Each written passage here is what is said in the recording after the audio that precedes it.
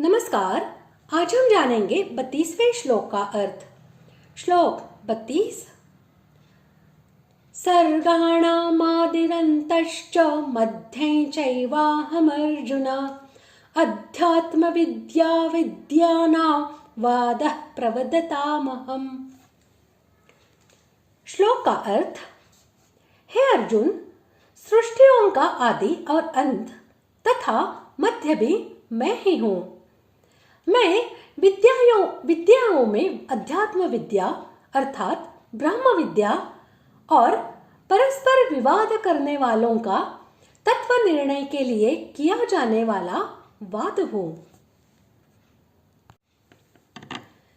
जितने सर्ग और महासर्ग होते हैं अर्थात जितने प्राणियों की उत्पत्ति होती है, उनके आदि में भी मैं रहता हूँ, उनके मध्य में भी मैं रहता हूँ और उनके अंत में भी मैं रहता हूँ।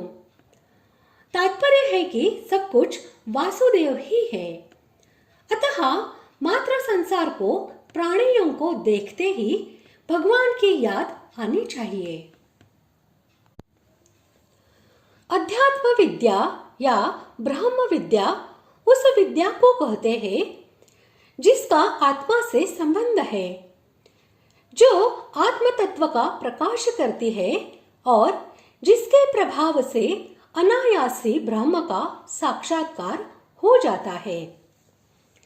संसार में ज्ञात या अज्ञात जितने भी विद्याएं हैं, सभी इस ब्रह्म विद्या से निकृष्ट है, क्योंकि उनसे अज्ञान का बंधन टूटता नहीं बल्कि और भी दृढ़ होता है।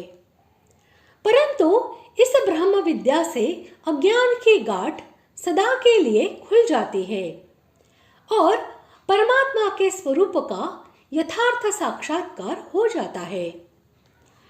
इसी से यह सबसे श्रेष्ठ है और इसीलिए भगवान ने इसको अपना स्वरूप बतलाया है। शास्त्रार्थ के 3 स्वरूप होते हैं, जल्प, वितंडा और वाद। उचित अनुचित का विचार छोड़कर अपने पक्ष के मंडन और दूसरे के पक्ष का खंडन करने के लिए जो विवाद किया जाता है उसे जल्प कहते हैं। केवल दूसरे पक्ष का खंडन करने के लिए किए जाने वाले विवाद को वितंडा कहते हैं और जो तत्व निर्णय के उद्देश्य से शुद्ध नियत से किया जाता है उसे वाद कहते हैं। जल्प और वितंडा से द्वेष, क्रोध, हिंसा और अभिमानादि दोषों की उत्पत्ति होती है और वाद से सत्य के निर्णय में और कल्याण साधने में सहायता प्राप्त होती है।